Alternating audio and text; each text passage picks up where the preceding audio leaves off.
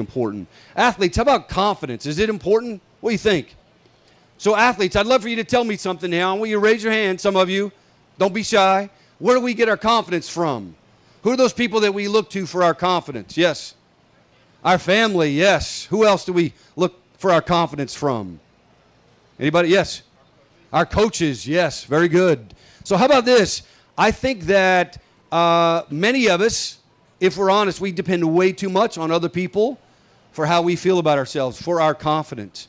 And what I would tell you, athletes, if you, this is one of those big ones, so if you've been asleep so far, it's really important to listen right now, that confidence, true confidence, doesn't come from other people.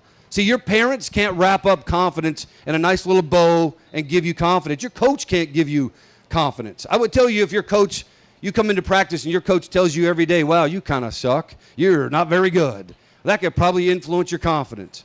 But I'm telling you that if you depend too much on other people for how you feel about yourself and your ability, that's something that you need to change. You need to change this idea that I got to take some ownership of my own confidence because it comes from within.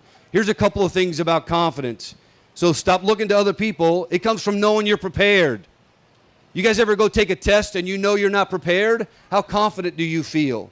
But how about this? If you go to practice every day and you practice with a purpose and you be where your feet are, and how about this? Do you ever spend 10 minutes after practice, after everybody else is picking up all the equipment, do you ever stick around and work on your game? If you're a goalie, do you ever ask a couple of the guys on attack to stick around? Or if you're a midfielder, do you ask one of your teammates to stick around? Or just so you can work on your game a little bit more? I'm not saying that you do it for hours and hours and hours, but I'm telling you, you do that 10 minutes, 15 minutes before or after practice, it's going to help you feel more confident. So if you're struggling, go spend a little bit of time. Also, get off the couch, go play wall ball. All right, go do it by yourself. It's amazing how much that will help you because you know you're prepared. All right, think about doing that. I can't tell you how important that is. And by the way, I would argue you're never going to be a great athlete, if you don't spend a little bit of extra time outside what coaches demand of you.